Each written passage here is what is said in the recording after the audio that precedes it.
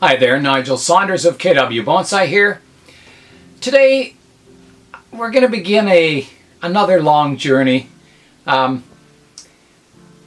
Years ago, many years ago, when I first got interested in bonsai, I always loved the tropical trees, like, ficus trees with their aerial roots and their big buttress roots at the base. And I remember looking at some pictures of trees, and what I thought were ficus trees, they were actually kapok trees.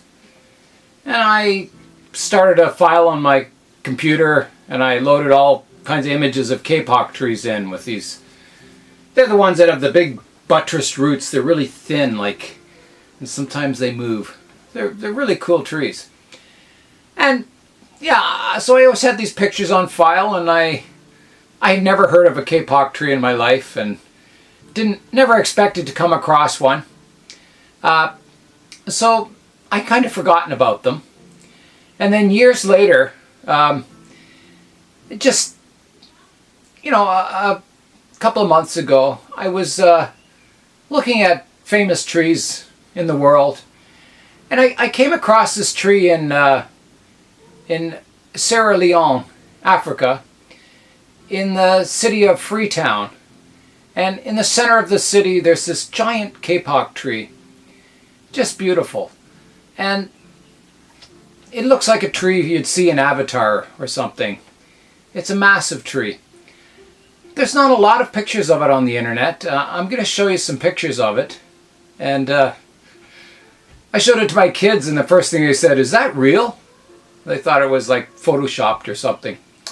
But no, it's a real tree, and it's huge, and if you look up, famous trees on the internet, no one ever mentions this tree. And to me, it's as spectacular as any of those giant trees you'll see anywhere in the world. It's a fantastic tree.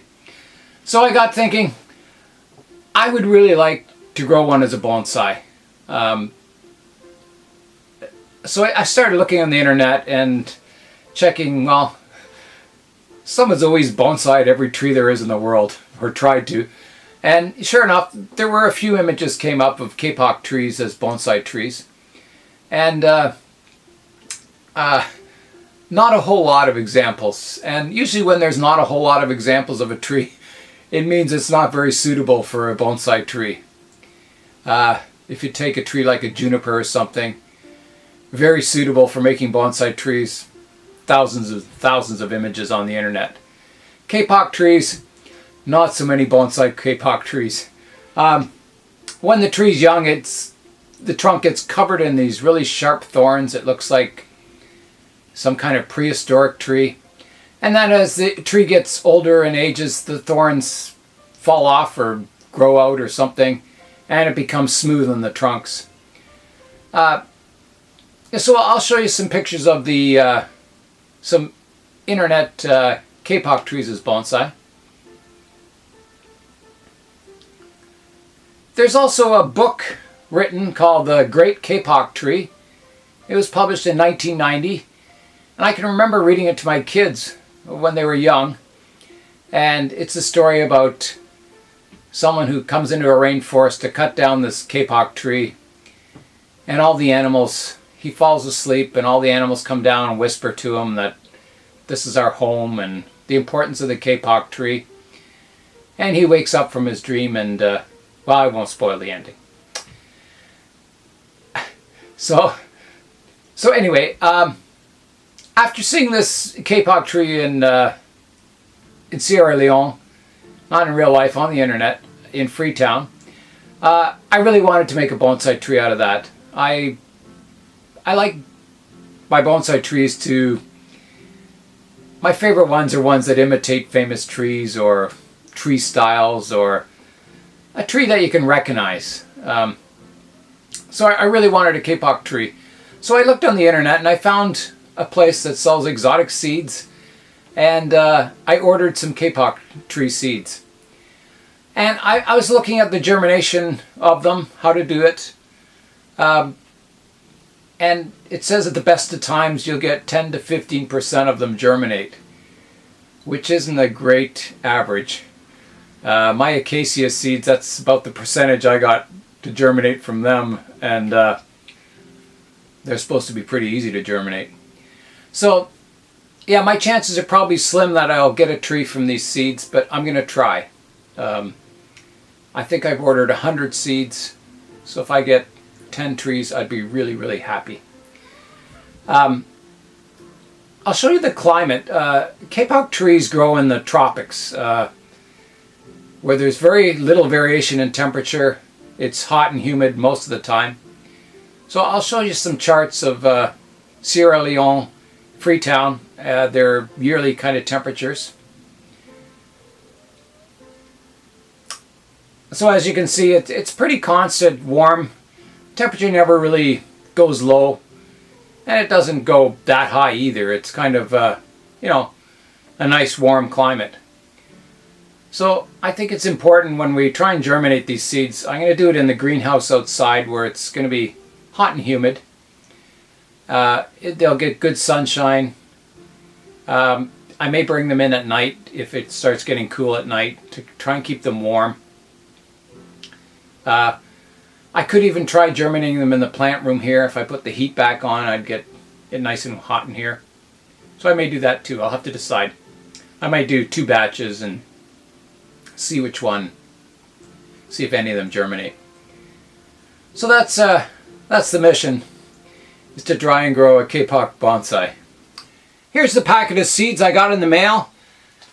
Ceiba pentandra is a scientific name for the Kapok tree. I've got about 100 seeds in here. I'm going to plant them in these 2 shallow tray type plantings, pots. They're plastic. They have lots of holes in the bottom that I drilled and put screens in. This is just regular bonsai soil that I'm going to plant them on top of. And then I'm going to top dress it with some fine bonsai soil.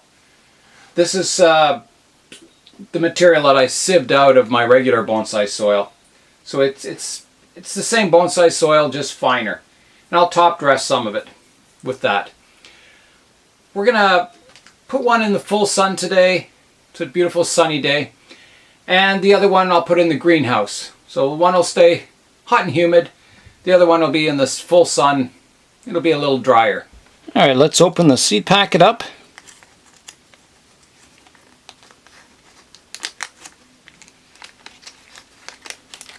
Smell them? I don't smell much. Okay, let's start planting. There's the seeds. One of the common names for these trees, the Kapok tree, is the silk cotton tree. And it gets that name because the seed pods produce all this silk and the seeds are in amongst the silk. So kind of like milkweed, if you've ever seen that. You get these pods of silk that come out and then the seeds are dispersed through the air on these silk cotton trails. There's various techniques I've read about planting these. We're going to go around the perimeter first. I'm just going to place them on top every few centimeters. Some people say you should soak the seeds for 24 hours. Some say 48 hours. I did that with my acacia seeds, and I didn't have very good luck with it. I think with the soaking and the combination of the humidity in the plant room, the seeds got too wet because they started smelling like pea soup, and I think they were rotting away. So at this time I'm not going to soak them. They're still going to be humid in the plant room, but the plant room in the greenhouse, but I think with this free draining soil I'll be watering them enough that they'll stay moist and they should grow quite well, I hope. Okay, there's one tray planted. That's almost half the seeds. Okay, here we go for tray 2. So it's just kind of my gut instinct that's telling me not to soak them. And just because of the humidity of the greenhouse, that they'll have enough moisture to germinate the seeds.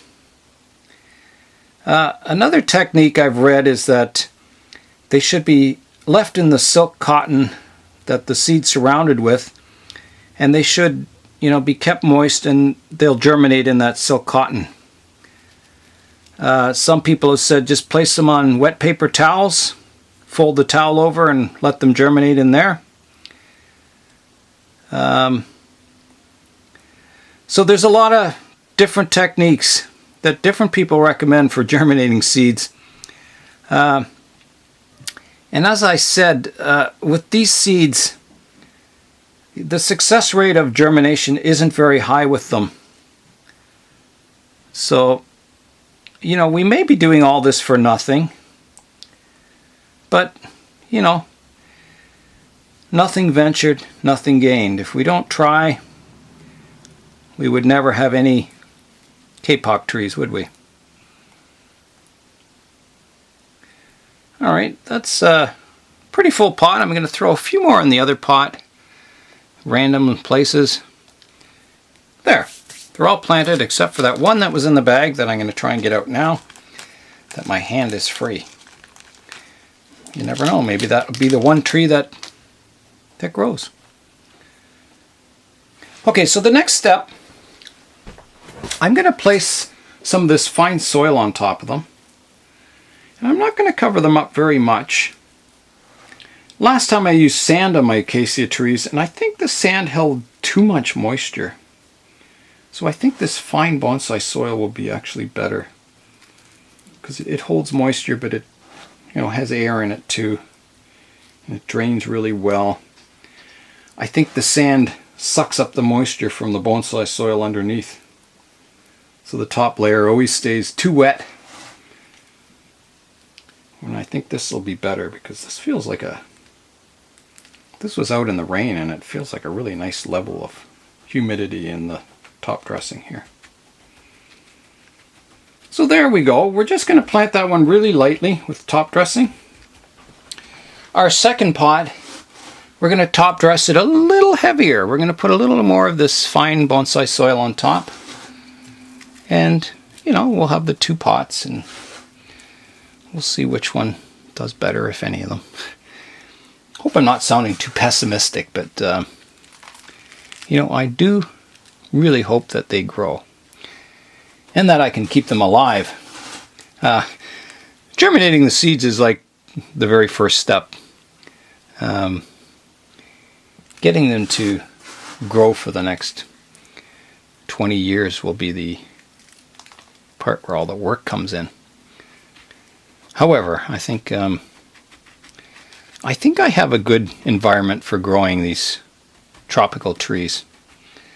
In the plant room here in the winter, it's nice temperature and humidity level. Not a lot of light in the winter, but if you notice in some of the pictures, the kapok tree does lose its leaves. Even in its tropical surroundings, they go through a cycle where they grow their leaves and they lose them. So I think that's good. There we go, all our seeds are planted. The kapok tree, the one in Freetown, it's a pretty significant tree with the locals in Freetown. Back in the days of freeing slaves from the United States, the freed slaves would come up to Canada, and they would leave from Nova Scotia. They would cross the ocean over to Freetown, and that's where they would reestablish their roots in Africa.